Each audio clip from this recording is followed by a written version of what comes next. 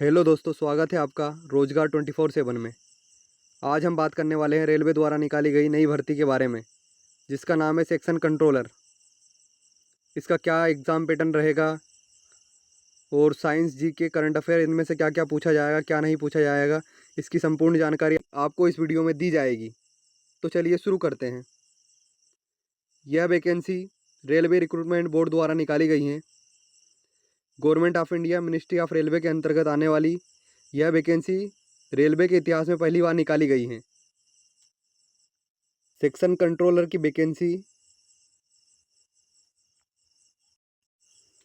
तो चलिए देखते हैं इसका ओवरव्यू।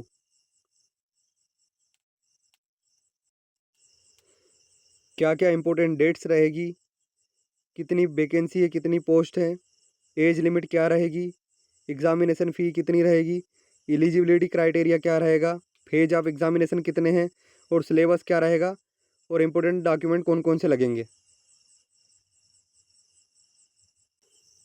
तो चलिए देखते हैं सबसे पहले इम्पोर्टेंट डेट्स के बारे में।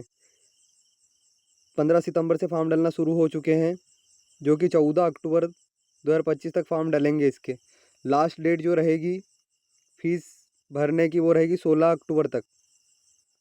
इसके बाद में फॉर्म में मॉडिफिकेशन 17 अक्टूबर 2025 से 26 अक्टूबर 2025 तक चलेगा।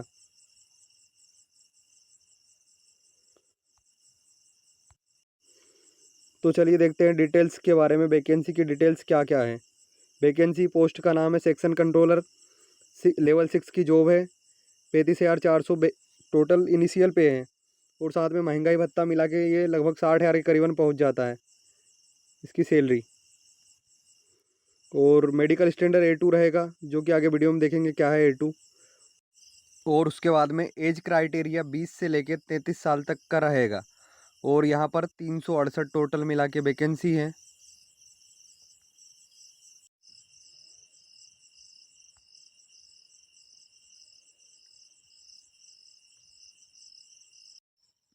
अब बात करते हैं एग्जामिनेशन प्रोसेस के बारे में। इस एग्ज़ाम की टोटल 4 स्टेज है। पहली है CBT कंप्यूटर बेस्ड टेस्ट, दूसरी है CBAT computer based aptitude test, तीसरी है डॉक्यूमेंट वेरिफिकेशन और चौथी है मेडिकल एग्जामिनेशन, जो कि A2 स्टैंडर्ड लेवल का रहेगा। और नेगेटिव मार्किंग 1/3 रहेगी, जो कि रेलवे के हर एग्ज़ाम में रहती हैं।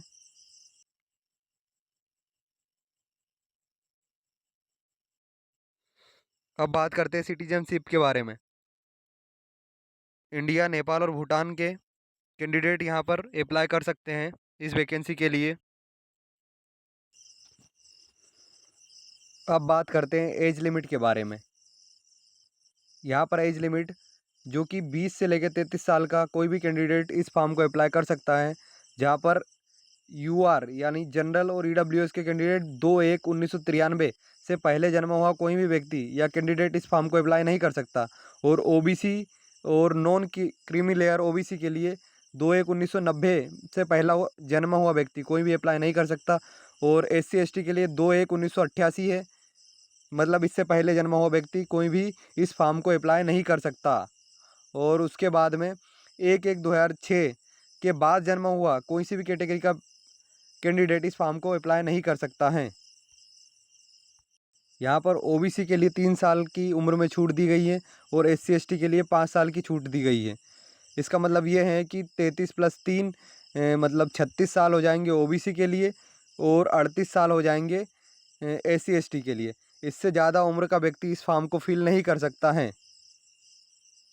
इस नोटिफिकेशन में रेलवे ने कुछ अलग अलग कैटेगरी के लिए अलग अलग एज क्राइटेरिया के बारे में बात की है, जैसे कि एक सर्विसमैन के लिए और उसके बाद में और जिस भी व्यक्ति ने रेलवे में ग्रुप C हो या ग्रुप D हो उसमें 3 साल की सर्विस की है, उनके लिए अलग अलग एज रिलैक्सेशन दी गई हैं।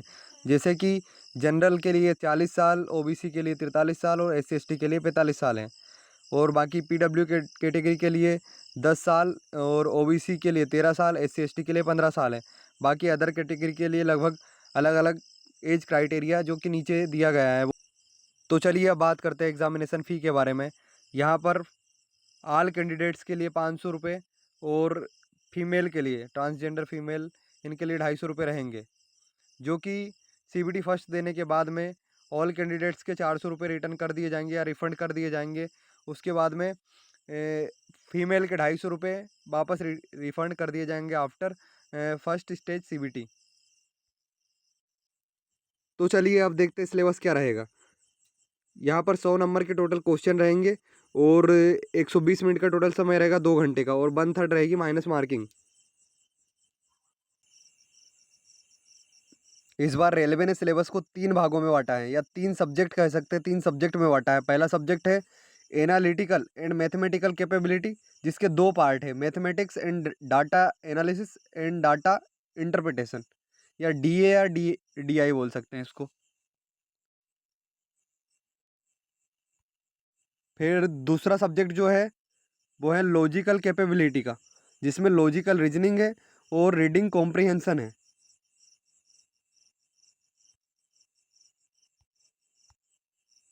और तीसरा और आखिरी सब्जेक्ट है मेंटल रीजनिंग का। इस प्रकार हम देख सकते हैं कि पहला सब्जेक्ट है एनालिटिकल एंड मैथमेटिकल कैपेबिलिटी, जिसके अंदर है मैथमेटिक्स एंड डाटा इंटरप्रिटेशन और डेटा एनालिसिस, 2 चीज़ हो गई। इसके बाद में है लॉजिकल कैपेबिलिटी, सेकंड सब्जेक्ट, जिसके अंतर्गत है लॉजिकल रीजनिंग और रीडिंग कॉम्प्रिहेंशन, जो कि रेलवे के इतिहास में पहली बार पूछा गया है। इसके बाद में तीसरा और आखिरी सब्जेक्ट है मेंटल रीजनिंग का। इस प्रकार पूरा सिलेबस 3 अलग अलग भागों में विभाजित किया गया है। मैथ्स का जो पोर्शन है वो 60 नंबर का है, और logical capability plus reading comprehension ये 20 नंबर का है, और मेंटल रीजनिंग जो है वो 20 नंबर की। इस प्रकार टोटल मिला के 100 नंबर का क्वेश्चन पेपर रहेगा और 120 मिनट का टाइम ड्यूरेशन रहेगा। इस प्रकार फर्स्ट स्टेज CBT क्लियर होने के बाद में छात्रों को CBAT सेकेंड स्टेज के लिए तैयार रहना पड़ेगा, जिसका मतलब है computer based aptitude test. CBAT के लिए 8 गुना स्टूडेंट को लिया जाएगा, जो कि CBT 1 क्लियर करेंगे, अर्थात 368 जो पोस्ट है उसका 8 गुना, लगभग 3000 स्टूडेंट को CBAT के लिए क्वालिफाई किया जाएगा। फाइनल मेरिट लिस्ट के लिए लगभग 70% वेटेज जो रहेगा CBT एग्ज़ाम का रहेगा, और 30% वेटेज जो रहेगा CBAT एग्ज़ाम का रहेगा। इस प्रकार दोनों को मिलाकर फाइनल मेरिट लिस्ट तैयार की जाएगी, जिसमें जो भी कैंडिडेट पास होता है वो सीधा शॉर्ट लिस्टिंग होगा मेडिकल एग्जामिनेशन के लिए और डॉक्यूमेंट वेरिफिकेशन के लिए। अब बात करते हैं फाइनली मेडिकल एग्जामिनेशन की। इसमें A2 फिजिकल स्टैंडर्ड मांगा है, जिसके अंतर्गत विदाउट ग्लासेस वाले कैंडिडेट को ही लिया जाएगा। ये फाइनल है, विदाउट ग्लासेस वाले कैंडिडेट को ही लिया जाएगा। इसमें साफ क्लियर लिखा हुआ है, without glasses must pass test for colour vision, binocular vision, night vision and myopic vision. तो सभी कैंडिडेट को यह ध्यान रखना होगा कि फाइनल मेरिट लिस्ट में जिसका भी चयन होगा या फाइनल सूची में जिसका भी चयन होगा, उसका दृष्टि विजन या फिर आई विजन जो है वो एकदम बिल्कुल क्लियर होना चाहिए। तो थैंक यू दोस्तों इस वीडियो को एंड तक देखने के लिए। अगर आपको इस वीडियो में दी गई जानकारी सही लगी तो कृपया करके हमारे चैनल को सब्सक्राइब कर ले एवं आने वाले नोटिफिकेशन के बारे में तुरंत अपडेट पाएँ। कृपया करके सब्सक्राइब करें चैनल को। Thank you.